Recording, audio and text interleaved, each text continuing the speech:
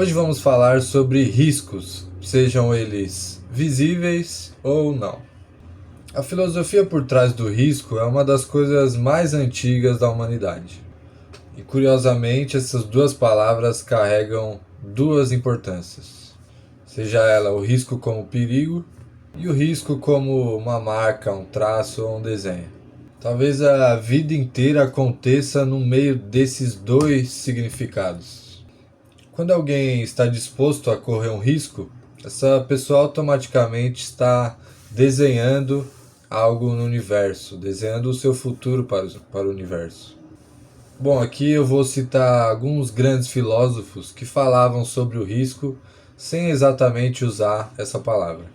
Bom, o Nietzsche, ele acreditava que o ser humano só cresce quando abandona o conforto e passa assim a enfrentar o caos.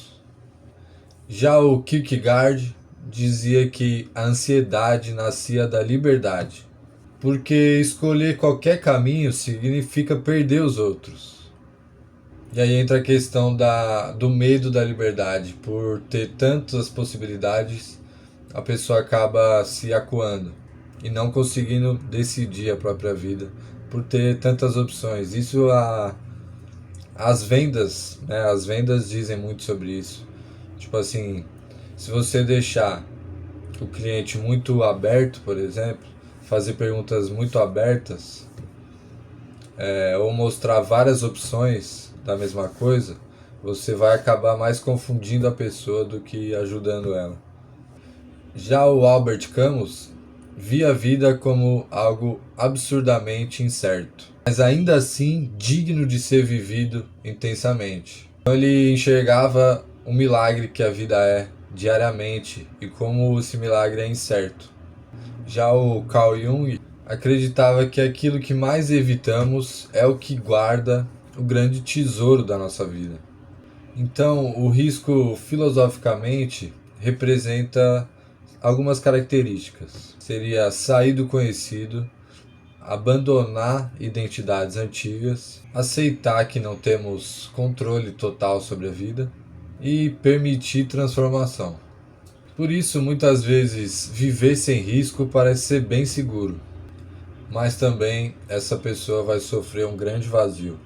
Porque sem risco não existe descoberta, não existe criação, não existe amor profundo e nem arte verdadeira, autêntica. Toda arte é um risco, toda ação também é um risco. Uma tatuagem, por exemplo, é um risco literal na pele. Já um relacionamento é um risco emocional. Criar um vídeo é um risco social. E ser autêntico é um risco existencial. Ou seja, você, sendo você, isso é a coisa mais revolucionária que existe. Porque você é único. Então, hoje eu ouvi uma frase que eu achei muito boa, que é: seja igual dos diferentes e diferente dos iguais. E a magia da vida é que você nunca sabe como o outro vai reagir. Então, é isso que mistura, que cria a alquimia entre os seres. E se você não arriscar, você nem vai chegar, né, a ter isso. Existe também uma visão muito interessante de que o sofrimento humano nasce da tentativa excessiva de eliminar todos os riscos da vida. E aí, quanto mais tentamos controlar tudo, mais ansiosos ficamos, mais rígidos e menos vivos a gente se sente. A natureza não funciona sem risco.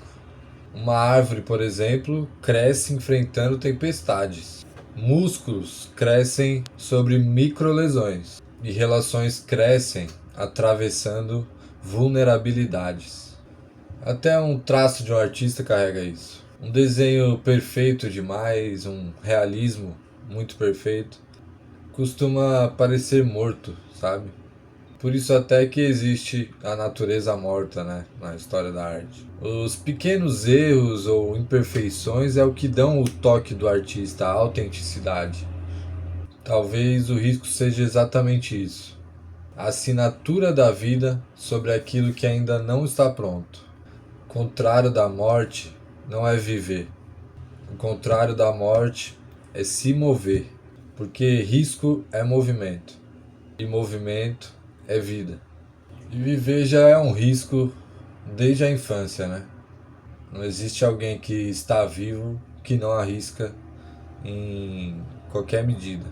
Mas hoje em dia existe um fenômeno no Japão que agora está se espalhando pelo mundo que se chama Ikikomori. São pessoas que decidiram não enfrentar mais o risco da sociedade, do mundo, decidiram ficar em suas casas por anos, talvez até décadas. Então, essas pessoas acabam tanto evitando o risco que acabam evitando também a vida. E isso leva eles à morte. E nem todo risco parece perigoso. Alguns são silenciosos. E esses talvez sejam os mais perigosos, porque é um risco de você se trair de uma maneira silenciosa e inconsciente. E talvez amadurecer não seja evitar cicatrizes, é escolher quais marcas vale a pena carregar. Afinal, a gente está sempre se reconstruindo e o nosso cérebro elimina aquilo que não serve pra gente. No fim, todo mundo vai sair marcado pela vida. A questão é, você vai deixar o medo desenhar a sua história ou vai transformar seus riscos em arte? Eu aprendi sobre riscos na pandemia, né? E ali eu percebi o quanto desequilibrado eu era, sabe? Eu acabei perdendo uma boa grana, e isso me ensinou bastante, né? Acho que perder dinheiro ensina muito. E perder dinheiro me fez amadurecer e saber lidar com ele de uma forma melhor e perceber que o dinheiro é emocional também, sabe? Do quanto você é ganancioso, o quanto você é humilde demais às vezes, sabe? Você, você tem que entender em qual lugar você está nessa questão do dinheiro. E tudo que a gente reflete sobre a vida se expande e a gente pode ter uma visão melhor sobre aquilo, né? Por isso que o conhecimento é tão importante na vida. E cada vez mais, né? Então eu percebi que eu tenho... As pessoas têm perfis, né? Sobre riscos. Alguns arriscam mais, outros são mais conservadores. Eu me vi numa posição em vários lugares, né? Para tentar ver onde eu me encaixava em cada um desses. E isso é como uma identidade, né? É um perfil de pessoa, mas o conhecimento te ajuda a entender qual é o seu perfil.